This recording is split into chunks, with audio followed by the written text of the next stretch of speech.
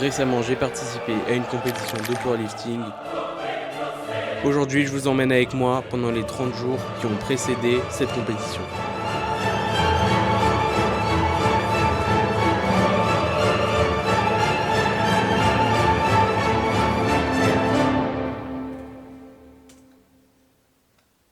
On est le 17 octobre à l'heure où je vous parle. Là, je rentre tout juste de la salle. Je suis inscrit à la compétition. Donc ça nous laisse un mois pour s'entraîner dur.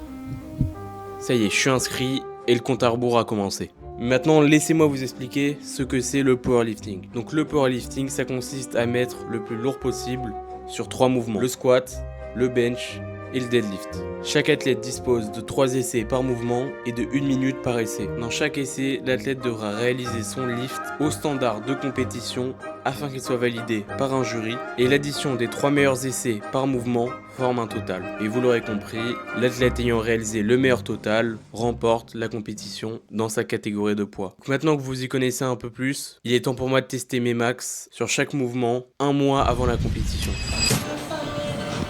Vas-y, ça fait. On a mis 120 kg au squat, donc maintenant on va essayer de faire le max de ce qu'on peut faire. Je vais réaliser un max de répétitions à 120 kg et grâce aux maths, je vais pouvoir déterminer une estimation de mon 1RM.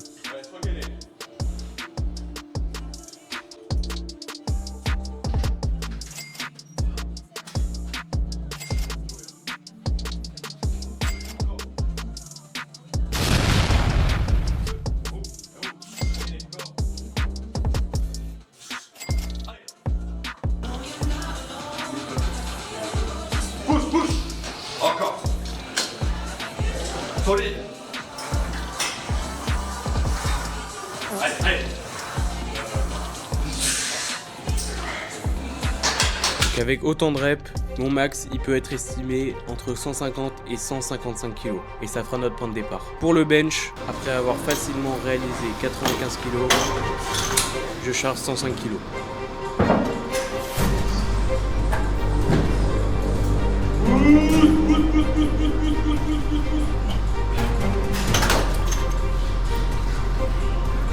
Je rate misérablement, mais je décide de charger 102 kg et là.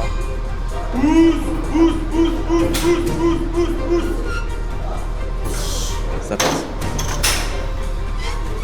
Voilà, maman. En ce qui concerne le deadlift, ma meilleure barre jamais soulevée, c'est 190 kg.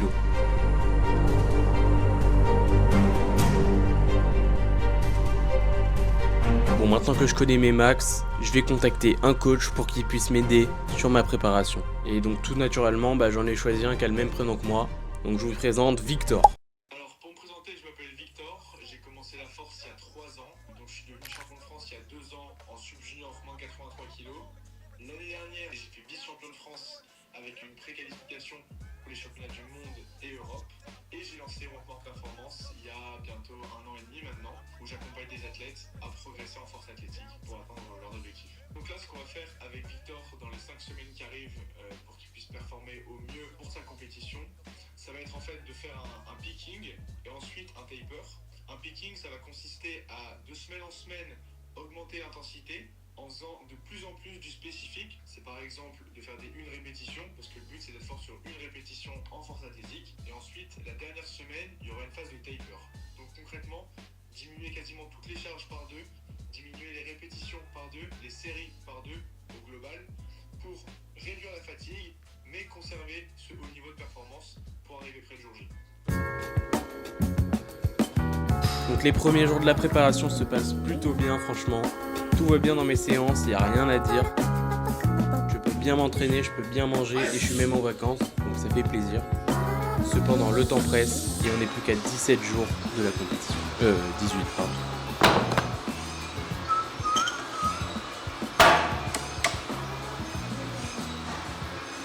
Ok les gars, donc là on est à 18 jours de la compétition. On a une séance soulevé de terre et bench. Donc là au soulevé de terre, on va faire un 3x1 assez lourd, assez intense. Donc c'est parti, on va load up 185.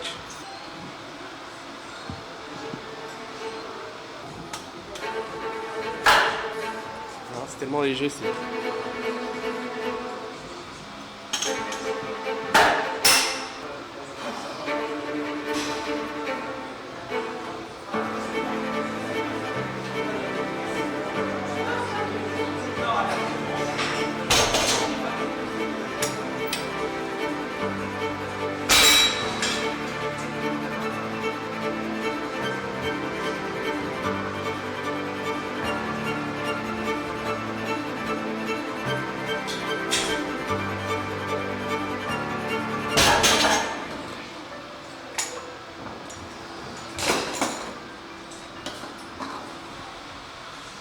Bon les gars, comme vous l'avez vu, 192,5 kg. C'est passé bien. En tout cas, on vient de finir notre souhait-terre. Donc on va passer au bench qui est juste derrière, donc ça c'est pratique.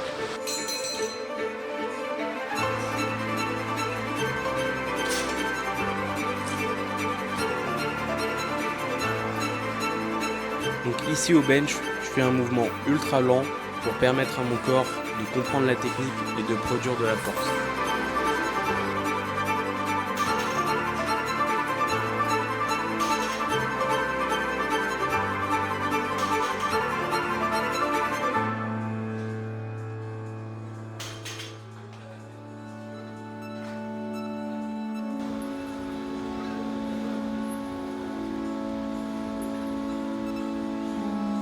Durant la semaine qui suit cet entraînement, j'ai commencé à avoir les premiers soucis de la préparation. Je me sentais plus trop bien quand je faisais du squat alors que c'était censé être mon mouvement de prédilection. Avec le stress de la compétition qui approche et la diète qui s'intensifie, j'arrivais plus à squat.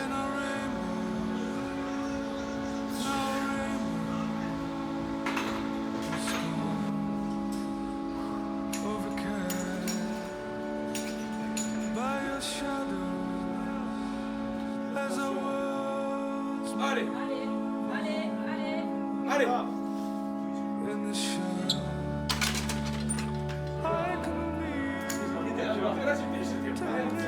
Ça rend pas trop ça le squat en ce moment. On va essayer de se ressaisir, on va essayer de se reconcentrer. Mais là on est à quelques semaines de la compétition et le squat il est pas trop en place. Mais bon, on reste très confiant. Vous me connaissez, quand les choses vont mal, il est temps de mettre 2 fois plus lourd et de faire du volume pour revenir plus fort. Bon du coup, pour corriger mes petits problèmes au squat, on fait un peu plus de reps, histoire de bien rattraper la technique. On espère que ça va marcher pour la compétition, hein, simplement.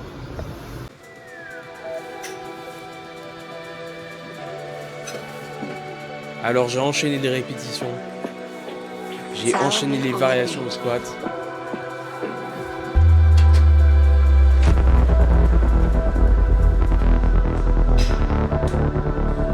Et me voilà à plus que 10 jours de la compétition.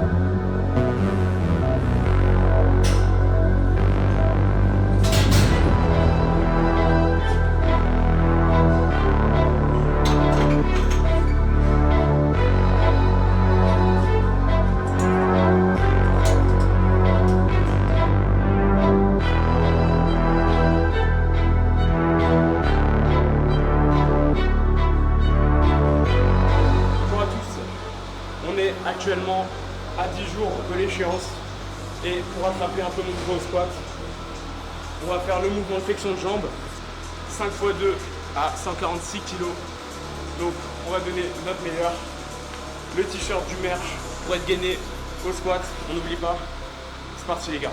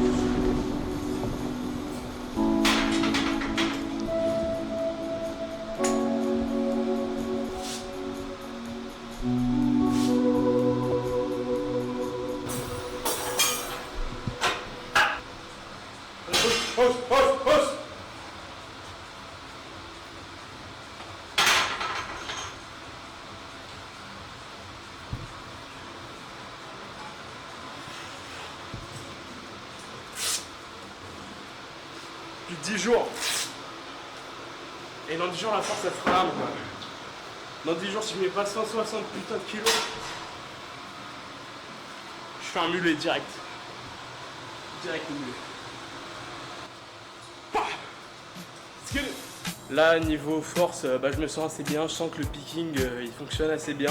Je sens un peu de fatigue qui commence à arriver, mais il nous reste plus que 2 entraînements lourds avant de faire une semaine de taper. Donc, on tient bon et on essaye de pousser, malgré le fait qu'il y ait la fatigue qui arrive. 10 jours avant de faire compter ces 30 jours d'entraînement. Et je peux vous assurer une chose, c'est qu'on sera fort sur le plateau. On donnera tout jusqu'au bout. Donc voilà, plus que 10 jours et on reste fort.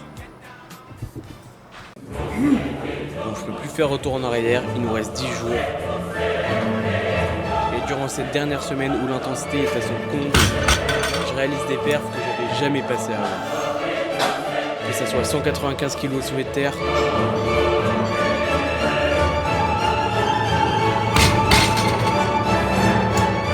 157 kg au squat.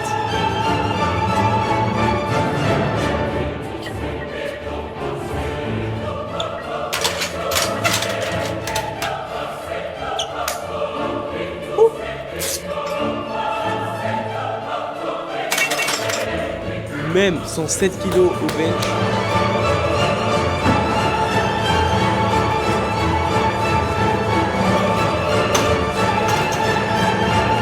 On peut dire que j'étais à mon prime. Alors là, on a une semaine de la compétition. Les plus grosses barres de la prépa viennent d'être passées. Pour faire le point avec Victor, il a passé 160 kg au squat, 107,5 kg au bench et 195 kg au terre. Mais je pense qu'il y a un petit peu de marge. Donc la stratégie pour la compétition qui arrive, ça va être sur les premières barres d'aller chercher un RPE 6 pour se mettre en confiance et être vraiment confortable. Ensuite, sur la deuxième barre, aller chercher un RPE 8, 9. L'objectif, ça se de rapprocher des barres qui ont été touchées à l'entraînement. Et ensuite, en troisième barre, c'est vraiment d'aller se faire plaisir et d'aller chercher des PR. Dans l'idéal, le plan de match au squat, ça serait de faire 145, 155, 160 et ensuite d'aller chercher un PR, à voir comment ça bouge le jour J. Ensuite, au niveau du bench, le mieux, ça serait de faire 97,5, 102,5, 107,5 ou un petit peu plus, à voir si on fait pas 100, 105, 110. S'il y a de la marge, on le verra le jour J. Et ensuite, au niveau du terre, c'est pareil, d'aller faire 175 pour pas trop se cramer, 190, 195 et ensuite, pourquoi pas mettre 200 ou 202 ou 205 pour aller chercher un PR. Mon sac est fait, mon sac est fait.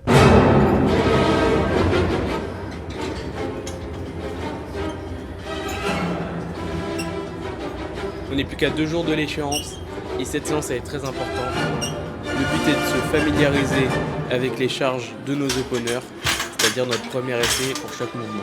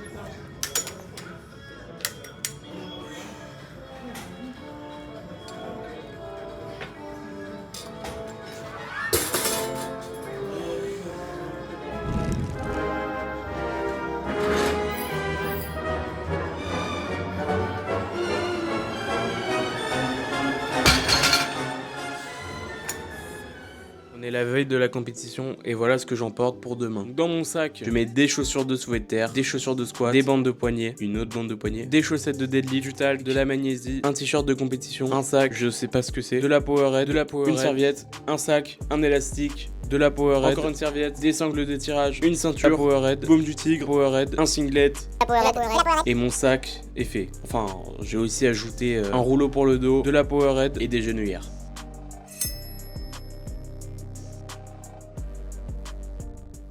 Alors en sport de force, il y a des catégories de poids à respecter. Plus on est lourd, plus on est fort. Donc ce que la plupart des athlètes font, c'est qu'ils sont en général 2 à 3 kg au-dessus du poids et ils réalisent un water cut pour arriver près le jour J et ensuite reprendre rapidement ces kilos et être performant pendant la compétition. Donc alors comment faire un water cut? Ça va être simplement d'augmenter la consommation d'eau entre une semaine et 5 jours avant la compétition, où on va augmenter pour monter à 5, 6, 7, 8 litres d'eau par jour. On va habituer son corps à aller aux toilettes. Et ensuite, la veille, on va couper l'eau. Le corps va continuer de dégager l'eau qui a été bue. Et en plus, il va en enlever. Ce qui fait qu'on va perdre 1 à 2 kilos assez facilement si le water cut est bien réalisé. Par contre, il faut être très très vigilant parce que concrètement, vous allez déshydrater votre corps. Donc si la réhydratation se passe mal, ça peut être très dangereux.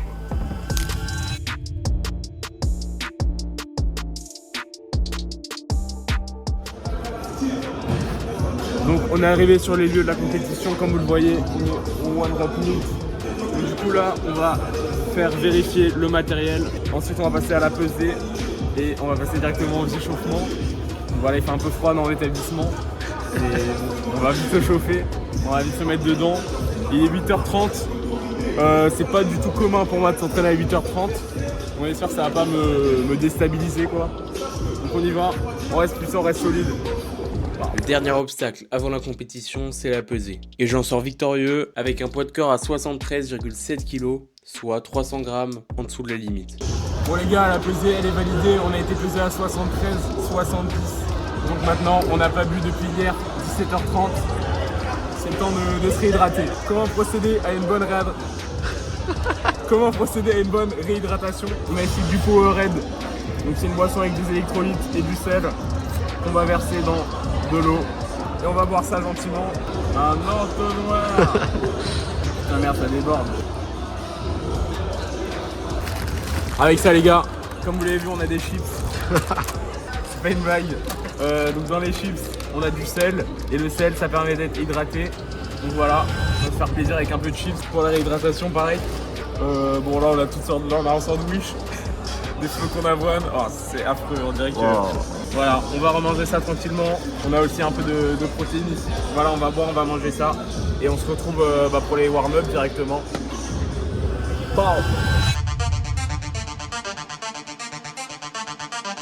Ça y est, je suis derrière le rideau noir et il est temps de m'échauffer sur le squat. Alors toutes les barres passent correctement. Je décide de faire mon opener à 145 kg.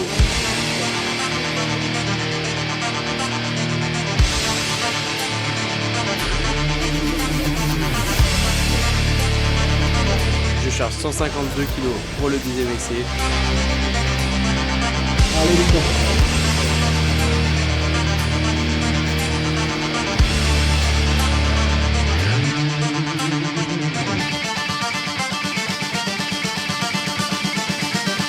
Et il passe super bien. Bon les gars, on vient de terminer le deuxième squat. On va rester concentré jusqu'au bout. On a demandé 160 pour la troisième barre. Là je me sens bien. En première barre je suis un peu stressé. On a peu beaucoup de temps pour faire ces barres de choc, etc. Il y avait beaucoup de monde dans les paddocks. Mais là on reste focus. On va mettre 160. On va montrer c'est quoi le boulot. On va montrer comment je me suis entraîné pendant 30 minutes. On va leur montrer. Let's get it. Là j'avais intérêt de passer la barre. C'était une barre que j'avais passée qu'une fois avant. À ce moment-là, je me dis que j'ai intérêt à réussir cette barre pour rentrer dans la compétition. Alors je vais sous la barre.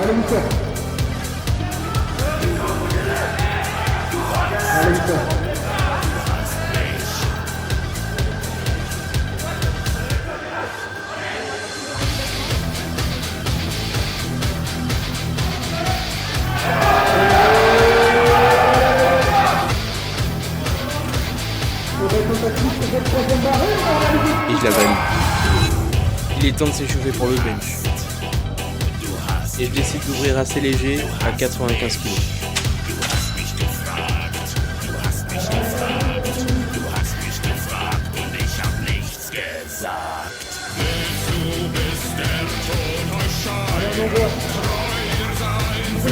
Ça passe super bien, donc je fais mon deuxième essai à 102 kg. Et il va déterminer quelle sera ma troisième barre.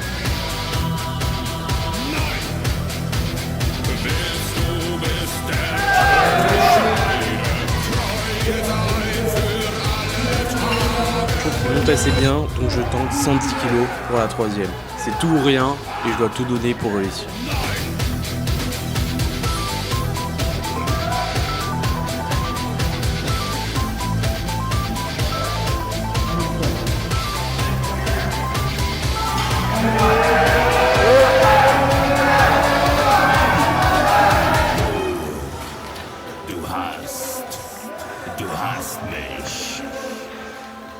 c'était un peu trop lourd, mais il faut pas se décourager.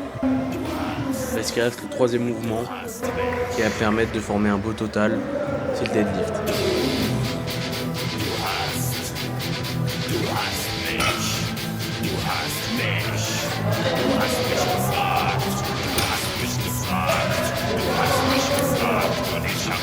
Et je charge 180 kg pour mon premier essai. Allez, on commence. On a toi gagné.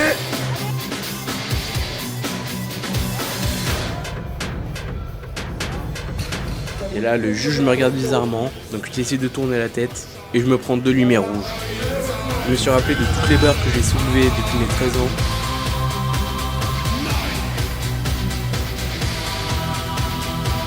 Et je décide de mettre 190 kg pour mon deuxième essai, et voilà ce que ça donne.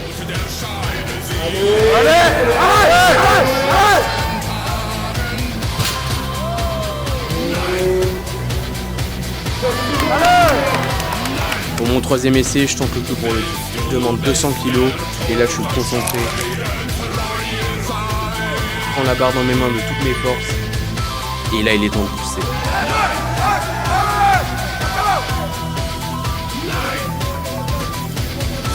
Malheureusement, ça aussi, ça a été trop lourd pour aujourd'hui. Cependant, je vois pas ce mythe comme un échec et je sais que je reviendrai plus fort au prochain. Donc avec ces 3 livres, j'ai pu établir un total à 452 kg. Pour être honnête, j'avais espéré plus, mais j'aurais pris beaucoup de plaisir. Et je peux vous promettre quelque chose, c'est que je reviendrai plus fort sur la prochaine compétition. Alors merci d'avoir suivi ma préparation jusqu'au bout. C'était Manic Vic et on se dit à bientôt.